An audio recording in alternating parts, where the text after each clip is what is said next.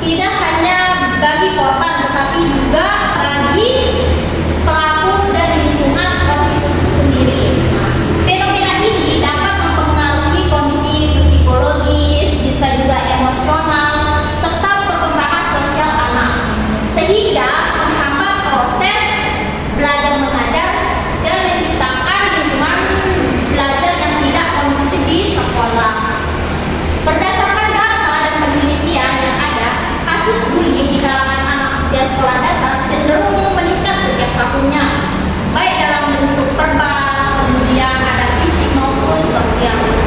Selanjutnya, rumusan masalah. Yang pertama di sini rumusan masalah saya itu apa saja bentuk-bentuk bullying yang paling sering terjadi di lingkungan MI NW 05 Pancor. Kemudian yang kedua itu apa faktor-faktor penyebab terjadinya bullying di lingkungan sekolah tersebut. Yang ketiga, bagaimana dampak bullying terhadap siswa di MI 05 Pancor. Yang keempat, apa saja langkah-langkah yang telah diambil oleh sekolah dalam pencegahan dan penanganan bullying. Dan yang terakhir itu apa strategi yang efektif untuk mencegah menangani bullying di lingkungan MI NW 05 Pancor. Selanjutnya, tujuan penelitian yang pertama itu mengidentifikasi. Yang diidentifikasi itu adalah bentuk bullying yang terjadi di lingkungan sekolah MI 05 NW Pancor. Yang kedua itu menganalisis faktor-faktor penyebab terjadinya bullying di sekolah. Yang ketiga mengenai dampak bullying terhadap kesehatan mental, prestasi akademik, dan hubungan sosial siswa di sekolah. Yang keempat mengevaluasi langkah-langkah yang telah diambil oleh pihak sekolah dalam pencegahan penanganan bullying. Dan yang kelima itu merumuskan strategi dan rekomendasi yang efektif dalam pencegahan dan penanganan bullying sehingga dapat menciptakan lingkungan belajar yang aman dan nyaman. Selanjutnya di sini ada manfaat penelitian. Yang pertama itu manfaat praktis. Nah, manfaat praktis saya di sini yang pertama itu karena tentang bullying. Jadi yang pertama itu mengurangi angka kejadian bullying tentunya di lingkungan sekolah. Yang kedua itu meningkatkan rasa aman siswa di sekolah. Kemudian yang ketiga itu mendorong siswa untuk saling menghargai.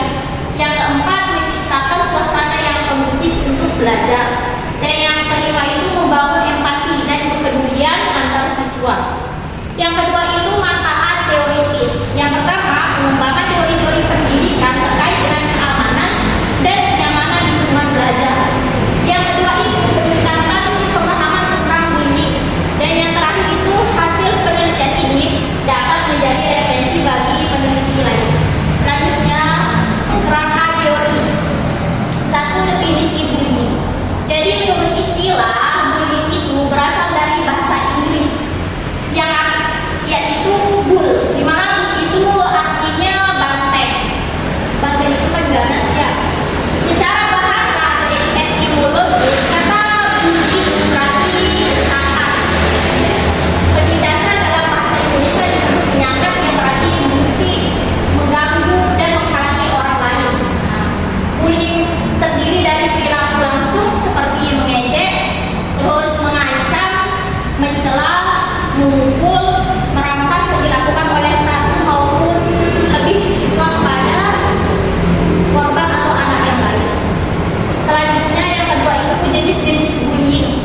Yang pertama itu bullying fisik. Nah, di mana bullying fisik ini merupakan bullying yang dapat diidentifikasi secara langsung maupun dapat terlihat secara langsung. Contohnya itu seperti memukul, terus yang kedua itu menampar, yang ketiga itu membunuh orang lain maupun menghancurkan barang milik orang lain. Kemudian yang kedua itu bullying verbal dan non verbal. Nah, bullying verbal ini merupakan bullying yang dilakukan menggunakan kata-kata. Contohnya itu seperti mencela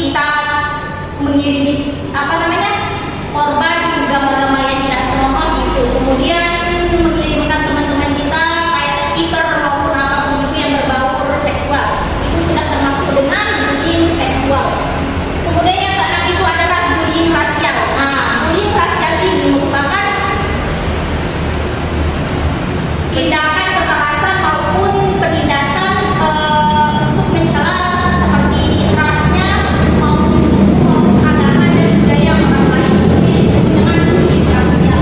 Selanjutnya yang ketiga, dampak bullying terhadap korban. Yang pertama itu stres dan kecemasan. Ketika korban mengalami suatu bullying, maka korban itu otomatis akan mengalami yang namanya stres dan kecemasan. Dia akan merasa tidak tenang dalam hidupnya. Yang kedua itu gangguan mental. Nah, bahkan gangguan mental ini pun bisa mengakibatkan orang lain itu gila karena dia merasa ketakutan di lingkungannya. Yang ketiga itu rendahnya percaya diri. Nah, korban akan merasa insecure maupun nggak percaya diri di lingkungannya. Yang keempat itu isolasi sosial. Nah, di mana isolasi sosial ini korban akan menjadi takut untuk keluar dari rumahnya. Dia akan berada di rumah terus-terusan karena merasa bahwa dia itu kayak mau dibullying terus gitu. Kemudian yang kelima itu gangguan tidur. Nah, korban yang mengalami bullying pasti akan mengalami gangguan tidur karena tidurnya itu tidak tenang, selalu memikirkan orang-orang yang selalu membullyingnya. Jadi tidurnya itu pun tidak tenang. Kemudian yang keenam itu pikiran negatif dan pemikiran bunuh diri. Nah, dampak yang paling fatal dalam bullying itu tentunya adalah bunuh diri. Sering kita dengar di berita-berita bahwa ada gitu remaja yang membunuh diri gara-gara dibully. Yang ketujuh itu cedera fisik. Ini yang paling terlihat teman-teman. Kalau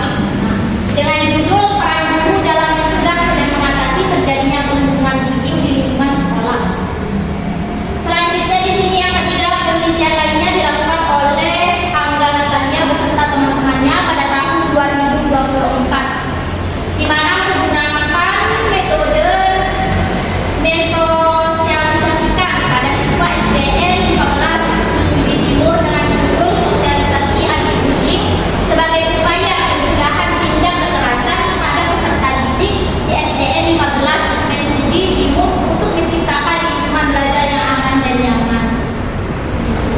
Selanjutnya di sini bab 3 yaitu metode penelitian. Nah, yang pertama pendekatan jenis penelitian. Pada proposal penelitian saya di sini saya itu menggunakan penelitian kualitatif dengan desain studi kasus. Nah, adapun pendekatannya yaitu untuk memahami secara mendalam fenomena bullying di lingkungan FIMP 05 Pancor serta strategi yang diterapkan dalam mencegah dan penanganannya. Peneliti dapat menggali pengalaman siswa, guru, orang tua terkait bullying. Selanjutnya B. Lokasi dan subjek penelitian. Nah, saya mengambil lokasinya di MI 05 EDW Pancor. Kemudian subjek penelitian itu adalah siswa kelas 3, kelas 4, kelas 5 beserta guru, staf, kemudian orang tua juga beserta wali kepala sekolah gitu. Selanjutnya sumber data primer. Nah, pertama sumber data primer. Sumber data primer saya di sini tentunya yang kelas 3, kelas 4 sama kelas 5, guru, staf, pengajar, orang tua murid, pengurus sekolah, kepala sekolah dan wakil kepala sekolah. Adapun sumber data sekundernya yang pertama itu literatur dan buku. Nah, nanti di literatur dan buku ini saya bisa meminta YDU untuk melihat data korban-korban bullying di sekolah tersebut. Gitu. Kemudian data sekolah ini seperti literatur dan buku nanti saya minta di DU-nya. Selanjutnya itu laporan penelitian sebelumnya. Nah, dalam penelitian saya bisa mencari gitu di sekolahnya apakah sebelumnya terdapat peneliti-peneliti yang lain di sebelum saya di sana gitu. Ya, selanjutnya itu teknik pengumpulan data. Nah, teknik pengumpulan data ini saya menggunakan kuesioner. Nah, di mana kuesionernya ini saya menggunakan yang kuesioner tertutup. Nah, kuesioner tertutup berbagai pihak, nah, termasuk siswa, guru, orang tua dan pengurus sekolah untuk menggali pengalaman, pandangan dan pemahaman mereka tentang bullying serta strategi pencegahan dan penanganannya. Nanti saya bisa mempertanyakan gitu, menanyakan kepada guru maupun orang tua maupun teman-teman gurunya gitu tentang bullying. Kemudian yang kedua itu wawancara atau interview. Nah, di sini saya menggunakan wawancara semi struktural ataupun yang sudah struktur gitu dengan berbagai pihak termasuk seperti gurunya, kemudian teman-temannya, orang tuanya, staf-staf yang ada di sekolah. Di sini di wawancara interview ini saya datang untuk menggali gitu, pengalaman maupun pandangan mereka atau pemahaman mereka tentang bullying. Kemudian yang ketiga itu dokumentasi. Nah, tentunya saya memerlukan yang namanya dokumentasi gitu ya. Kita bisa mengambil foto, gambar gitu dan lain-lain. Selanjutnya, nah, di sini ada analisis data. Yang pertama itu reduksi data. Saya menggunakan reduksi data. Nah, di mana di reduksi data ini saya akan mengumpulkan